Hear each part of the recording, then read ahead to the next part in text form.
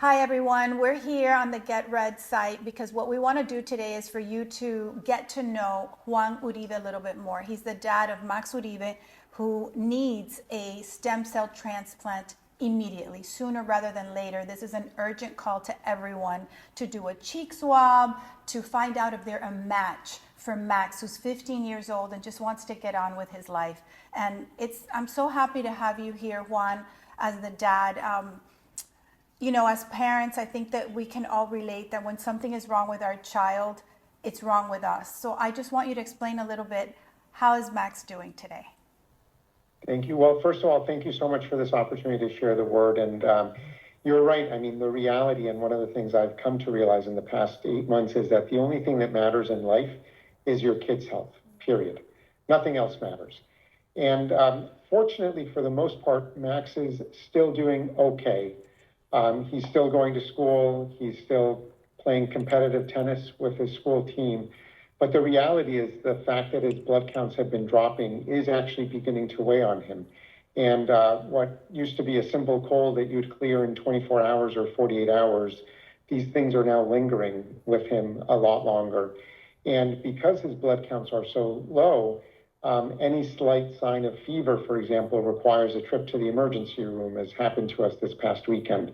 So that is putting additional stress on him and interrupting what would normally be a great time, the wrap up of freshman year in high school. Of course. So I wanted to ask you a little bit more about his specific condition and when did this all begin? Yeah, it actually began for us when he was 6 years old, when a routine blood draw showed that all of his blood counts were very low. At that point in time, the doctors feared that maybe he had leukemia, so they had to do a bone marrow biopsy, and that came back relatively clean. And they did additional testing. He tested positive for a virus called parvovirus that a lot of kids get, and that would typically suppress your bone marrow production. So the hypothesis then, because things began to recover, is he had parvovirus, everything would be fine. And we thought we were in the all clear, but things never quite recovered to normal levels. And since then, we've been monitoring him. And in December of 2024, we noticed that one of his blood counts began to drop again. And that put us on heightened alert. And since then, throughout 2025, we were monitoring more closely. They did another bone marrow biopsy in August of 2025, and that revealed what at the time the doctors called 3 pink flags, and the words that changed our lives, which were, you need to add a stem cell transplant doctor to the team because he's likely to need a stem cell transplant at some point. So it's really hard to isolate it to one point, but I would say August of 2025 was we knew we were in a different category. And it was in January of 2026 that the doctors definitively said he's going to need a stem cell transplant and we need to begin to plan for that right away. Which is where we are now, and that's why we're making this urgent call. I wanted to ask you specifically, he needs a stem cell transplant. For all of us that don't understand much of what's going on, what does that entail and what do you need from a person that's going to do a cheek swab to see if they're a match? It's a great question, and I have to admit, up until 8 months ago, I had no idea what this was. And when you hear words like transplant, you think surgery and really invasive stuff. And I actually remember when I was told you needed to add a stem cell transplant, calling different doctors and saying I need to add a stem cell transplant surgeon to the team, and the nurses laughed at me and said, this isn't surgery. So in answer to your question, what he needs is to find a perfect match donor, ideally. So someone that on something called the HLA type matches him perfectly. And it is a 10-point scale to find the perfect HLA type. And it's a 2-step process. Step 1 is literally to do a cheek swab to see and determine what your HLA type is.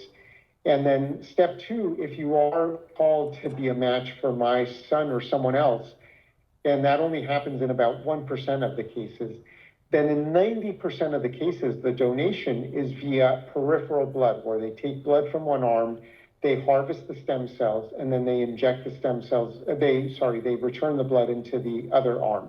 That's it for the donor. It's a 4 to 5 hour same-day procedure, the simplest way that you can save a life.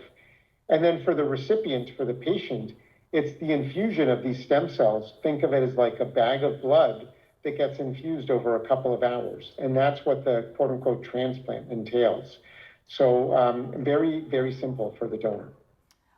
I'm glad that you're explaining this because everyone that I have spoken to about Max wants to help. I know we have this event tomorrow going on, this Get Red Wellness event.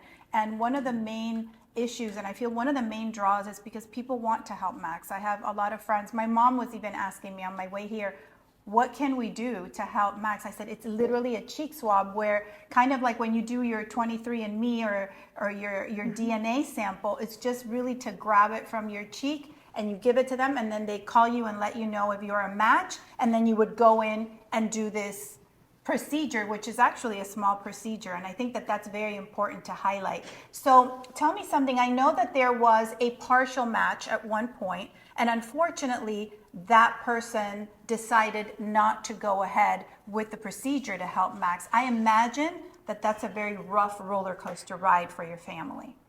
It's been an incredibly rough roller coaster ride. And to like be a bit more precise, so in August, when we realized we were on this path, the doctor said, but don't worry, if you end up on this path, there are 2 perfect match donors available, and not everyone has perfect match donors. So we actually thought that we were in relatively okay shape. Yes. In January, when the doctor said we need to move to transplant, and they quote unquote activated the donors by calling them and asking them to come in for confirmatory typing, we learned that they were not available. And due to patient confidentiality or donor confidentiality, we don't know the reasons.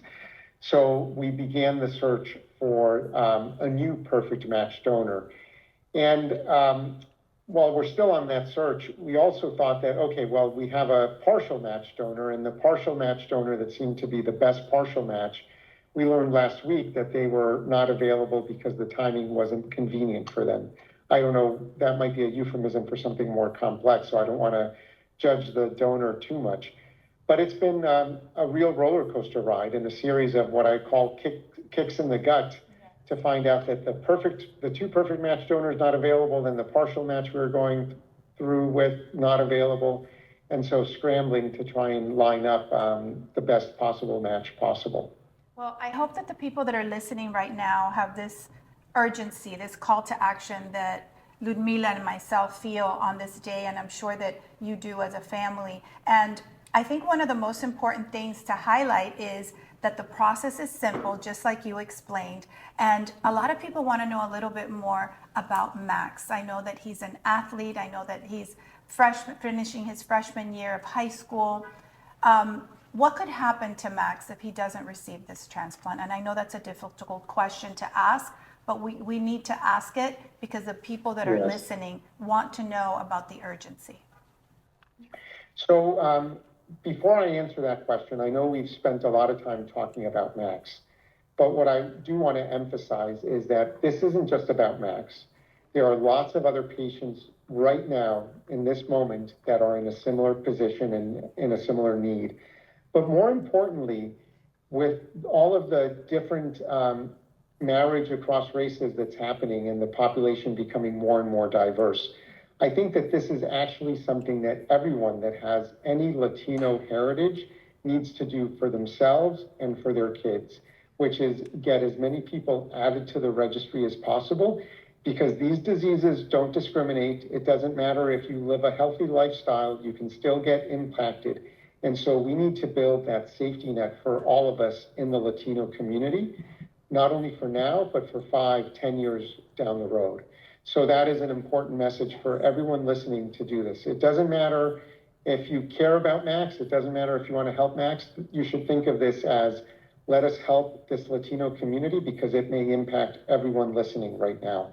So to answer your question about Max, I mean, he is an incredibly bright and talented kid, as any parent would say about their kids. So I realize I'm a bit biased, but he loves sports. He loves to spend time with friends. He's very diligent and very focused on doing well in school. And one of the things that's also unique about him is that he's also very creative and he loves to play the piano. And he actually has 4 albums of original piano composition on all of the streaming services. So you can go to Amazon Music or Spotify or any music service and search Max Uribe. and you can listen to his music, which I think is one of the greatest gifts that he's given the world. And you know, some of my favorite songs are some of his original compositions. So, like any young 15-year-old, you know, just trying to live his life and have fun. I was telling him that through Get Red Foundation, our vision is to have a very huge concert where every dance story tells a story of a survivor or someone that has gone through some sort of health journey. And he was telling me that Max has all these original music, and I would love to include his music in the concert, which is brilliant. I can't wait for that. We are declaring that by then Max is going to be super healthy and able to join us. We're really hoping that we can find a match and that person will proceed. I hope I'm a match. I would do it right away, Lord willing. Yes. So, Liudmila, I'd like to just open the floor for you to have the conversation, because you're a survivor. You went through this when you were a teenager too. Yes. And this is why you created Get Red. This is exactly the heart of Get Red, is to give patients the hope and the faith that there is life after survival. Here I am. I was telling Juan earlier that I have two kids, 26 and 24. So to all of you patients that have been diagnosed with some sort of rare disease or in need of a bone marrow or stem cell transplant, we are here to support you every step of the journey. And there is life after bone marrow transplant, and that's why Get Red exists. That is the heart of the wellness event tomorrow, and that is why it was so urgent for us to reach Juan and his family, to be able to join forces along with Gift of Life and many other bone marrow registries, to make sure that this becomes a global call to action, not just one here in the U.S., but globally, so people understand how important this is. And actually, to your global point, I mean, one thing to add is that, ironically, the best partial match donors that we have found for Max are not in South America, not in the U.S., but in Europe. And so you never know where that partial match or perfect match might be. And so we do need everyone globally to join the registries. And luckily, all of these registries are connected to each other. So when you, as a searching patient, ping the registry, all of these global, you see who's in all of these global registries.